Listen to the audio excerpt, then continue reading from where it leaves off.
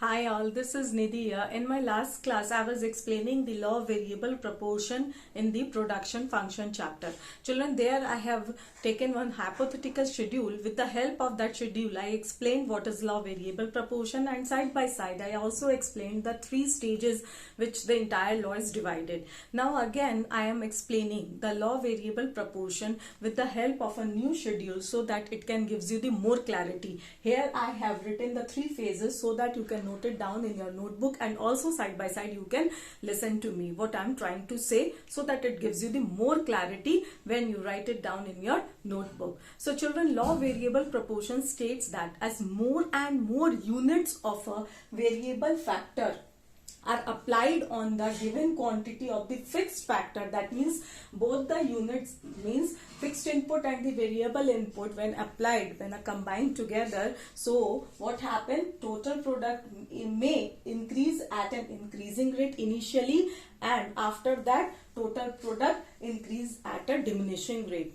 Or you can say on the part of the marginal product and average product, when more and more units of the variable factor are applied on the given quantity of the fixed factor, marginal product initially increase, marginal and average product initially increase, and after that marginal product and average product falls down. So this is basically law of variable proportion says about. Now children, here I have taken again one new schedule so that it can gives you the more clarity in your law of variable proportion. See children, here I have taken units of land, that is the fixed input which we cannot change in the short run, in units of labor, that is the variable factor which I have taken, and now total product, marginal product. Children, first stage is the increasing return. As I told you, increasing return where I can see that my land is fixed. When I applied 1 unit of labor, he produces total output 3. When additional labor came, he produces 7 total output. That means total output they produced 7.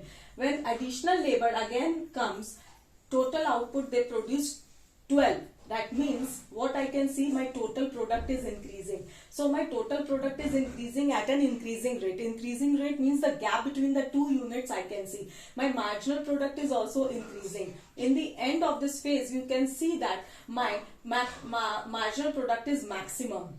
So this is the phase of the increasing return. I told marginal product means it is the additional, that means the additional labor is producing the additional output. That means this third labor is capable of producing alone the 5 units, and when this added to the total output, it becomes 12. So that means that third labor additional, when I apply the additional labor, he is capable of producing the additional output. So what I can see in the phase 1 or stage 1, you can say total product increases at an increasing rate and marginal product also increasing. Clear? In this end of this phase, what I can see, that marginal product is maximum. After that, my marginal product is falling down. So this is the stage of increasing return, where total product increases and where marginal product is also increasing. Clear? Now coming to the phase 2, that is the diminishing return. Total product increases but at a diminishing rate. See, after that my total product is, when the 4th unit labor has come,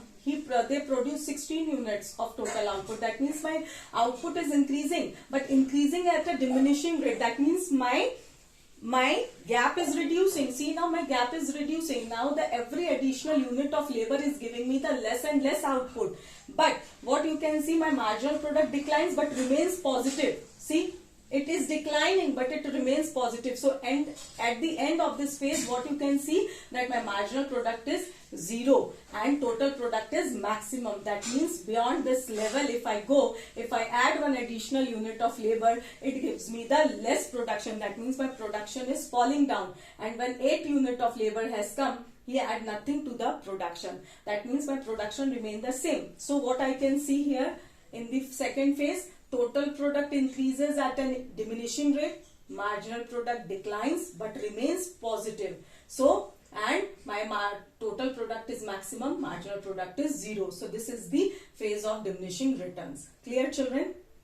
Now the third phase, that is the negative returns, where I can see my marginal product is negative. That means it is declining and my total product starts falling down from 21 to 20. So it operates from where? It operates from the level of the output where marginal product of labor is 0. It started operated from here only, but subsequently means afterwards. It means afterwards. Subsequently means afterwards. So after that it becomes negative.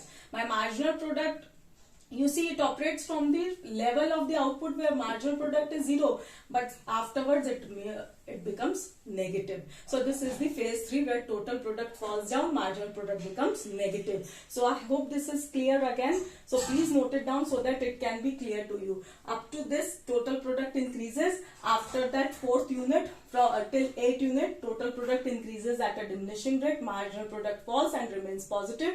And after 8th unit, that is 9th and 10th, total product falls and marginal product becomes negative. So this is the 3 phases which I have shown you with the help of a schedule. Please note it down so that I can show it with the help of a diagram also. Okay children, I hope you have noted down. Now just have a look here of this diagram, where you can see here I have drawn in this figure total product and marginal product on the y-axis and units of labor on the x-axis. Now you can see that in this figure it shows that total product increases from point O to point B. See, this is the total product. So it increases from point O to point B, but there are 2 phases of this increase. From point O to point A, total product increases at an increasing rate. Clear? Can you see? Total product increases at an increasing rate. This is the phase 1.